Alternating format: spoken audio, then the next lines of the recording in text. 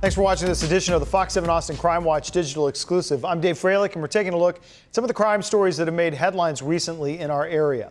Austin police are looking for 2 people involved in several home burglaries, and homeowners are working together to catch these thieves. Fox 7 Austin's Meredith Aldis has the story. I've been living in this same house for 27 years, and nothing has ever happened. Until last weekend. I just felt super violated at that time and a little frightened. On Saturday, she saw someone on her Ring camera inside her home. She's been renovating her house in the Great Hills neighborhood in Northwest Austin. People have been working on it, have been in and out, but these weren't workers she hired. They knew that they would blend right in, and, they look like they're members of yard crews or construction. They apparently got in through an unlocked back door. They were here for 7 minutes, and they took a few things, not that much, and they put it all in my City of Austin trash bin and rolled it away. Then they came back the next day. We believe that he got in by unlocking a kitchen window the first time so that he would have access the second time. They took all my jewelry, all my handbags. She says it's probably $10,000 to $15,000 worth. After talking with her neighbors and sharing videos, she realized she wasn't the only person this happened to by the same people. This isn't the first, this isn't the last, and 4 houses and 4 weekends. So we see a pattern now, and it has to stop. The president of the HOA is sounding the alarm as well. The crime's brazen, and that it happens in the middle of the day. That's absolutely concerning. Reach out to your neighbor, tell them if you're going to have a crew at your house, and tell them when you're not going to have a crew at your house, and if you're going to be away. Meredith Aldis, Fox 7 Austin Crime Watch. The Austin Police Department is still looking for a vehicle involved in a crash that hit a man and 2 children on a bike in South Austin. That happened October 29th at the intersection of West Slaughter and Escarpment Boulevard. Investigators are looking for a small 4-door SUV or hatchback, possibly a Mazda 5. We're told the crash caused serious bodily injury, but there's no word on the condition of the victims. If you have any information, call APD or Crime Stoppers at the number on your screen. 2 dogs in a car were stolen from an Austin man weeks ago, and investigators say all the leads in the case seem to have gone cold. Here's more from Fox 7 Austin's Rudy Koski. Auto theft is one of the top crimes in Austin. Most cases are crimes of opportunity, but this case includes a cruel twist of betrayal. These 2 gray schnauzers, Yuki and Ash, have been missing since October the 20th. They were taken from a house on Dahlem Drive in the Windsor Hills neighborhood of Northeast Austin. The dogs belong to Zen Villegas. He works for Aaron Combs, who spoke to Fox 7 about the theft. I mean, it's definitely alarming that the fact this can happen, all of a sudden. And it took me 2 full days to kind of I knew it happened here, but in my heart, I was like, this is really happened. This blue Honda Fit was also taken. It belongs to Combs. He rented it to Villegas. Kind of really broken by this because his tools are inside the car. His whole life basically is in that car, right? And so pretty distressing moment, Combs told me that the suspect in this case was invited to Villegas' home for a gathering after Villegas met him in an online chat room. And he lost his heart, his dogs, and then he lost the things that he worked with too. So it was just a triple whammy. Auto theft is a top 5 crime in Austin. Cases in Austin are trending downward, according to data from APD. That's also the situation across Texas. But the threat remains. Oh, it definitely doesn't mean this problem's going away. Kristen Dark with the Travis County Sheriff's Office told me the Central Texas Auto Theft Task Force is still busy. We continue to see a large number of Kia and Hyundai vehicles being stolen, and those are mostly stolen by juveniles. The things that we see by the professionals who are stealing cars is that they are swapping VIN numbers and they're making fake titles. Does this play into a lot of these cars that are being sold on the marketplace, social media, and people are getting burned? Oh, people absolutely get burned in that situation because the vehicle they have purchased is stolen. And once we are able to ascertain the fact that they have it, we're going to seize that vehicle. But this is also a crime of opportunity. What are you seeing along that line? Along that line is when we see people going through the neighborhoods and pulling on car doors. They're looking for unlocked vehicles that they can steal items out of. And of course, the big rule, if you don't know a person, don't invite them into your house, right? Right.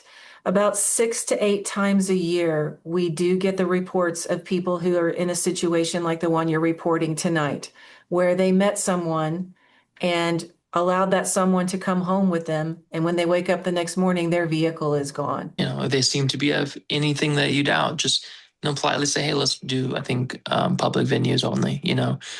And so that's what I've realized in this endeavor. The thief, I'm told, even took the dog beds. Now, if you recognize the dogs or the car, you're urged to contact the Austin Police Department or the Travis County, Texas Auto Theft Task Force. In Austin, I'm Rudy Koski, Fox 7 Austin News. Governor Abbott has ordered an investigation into the city of Elgin. The governor says there have been serious accusations about the use of taxpayer resources, including alleged inconsistent accounting practices and unreconciled bank accounts. The governor directed the Texas Rangers to look for any violations of state law. The city of Elgin says it will fully cooperate with the investigation and says recent audits conducted by an independent firm found no evidence of wrongdoing or missing funds. Texas homeowners now have more power to protect their properties. 2 laws are now in effect and are aimed at stopping squatters and speeding up the eviction process. Here's more from Fox 7 Austin's Meredith Aldis. This is a unit we just got back from squatters. It can be a bit of a wild, wild west here occasionally. For months, the property manager at Mueller Square near Manor Road and 51st Street say they've been fighting an endless battle, trying to keep unwanted tenants out. It's like Groundhog Day. Every morning, different times I turn up, I find 3 or 4 different units broken into, with either squatters or homeless camped out inside them. Road Knight says police couldn't do much. Even if the door's broken into and they're inside the unit, it's not burglary, it's not breaking in, it is simply defined as trespass. And they're given a criminal trespass notice and can't come back on the property for a year. But he says they do come back. That's food from, I guess, last night. They come straight back.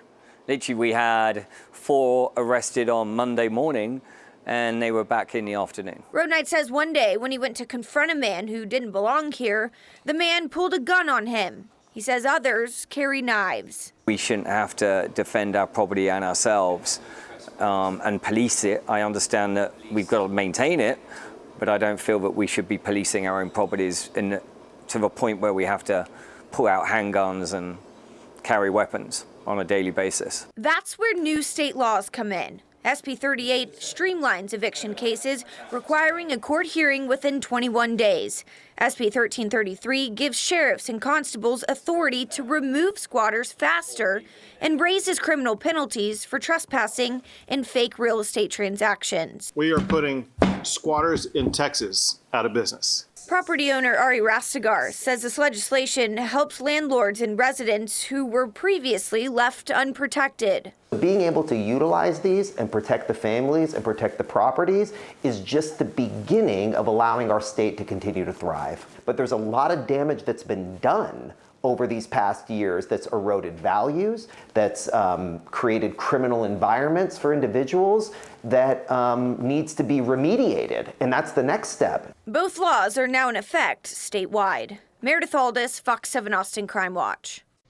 Llano police say there are reports of people getting out of area calls from someone claiming to be a detective with the department. One victim said the scammer said he was investigating a fraud case and needed her information. When she said she'd call him back, the scammer immediately hung up. She checked the department's website to see whether they had any employees with the name given to her, then called them to warn about the scam. The department says they won't call people to ask for that kind of information, and they encourage people to call them directly if they have any questions. Well, one of the most recognized gyms in competitive cheerleading has filed Chapter 11 bankruptcy. It comes just a day before a civil trial involving sexual assault accusations was set to begin. Fox 7 Austin's Meredith Aldis has that story. We decided to come forward so no other child would experience what we went through. Hannah, with her twin sister Jessica sitting next to her, announcing the filing of a civil lawsuit back in 2021.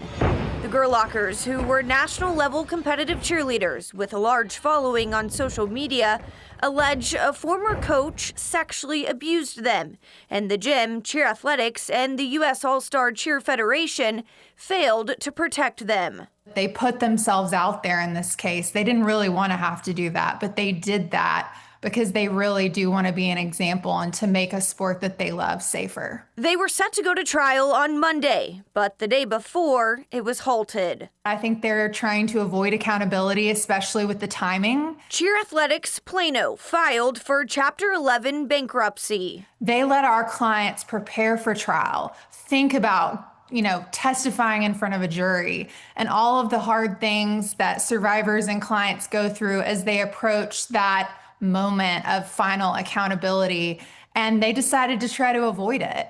And I have certainly seen, especially in sexual abuse litigation, defendants use the bankruptcy process to try to shield themselves from liability. And I wish that was not the case, but I think it is here too. In a statement, the owners of Cheer Athletics say in part, quote, "We made the strategic decision to do this for the purpose of reorganization after nearly 5 years of significant legal expenses. There will be no interruption to our operations, services, events, or ownership." The coach at the center of this lawsuit has not been criminally charged, but the Twins' attorney says the allegations have been reported to law enforcement. I think there's still the possibility that this person could be prosecuted, and I sure hope so. I think he should be. But that measure of justice is often delayed or doesn't happen is something, unfortunately, we see all too often in these cases. Meredith Aldis, Fox 7 Austin News.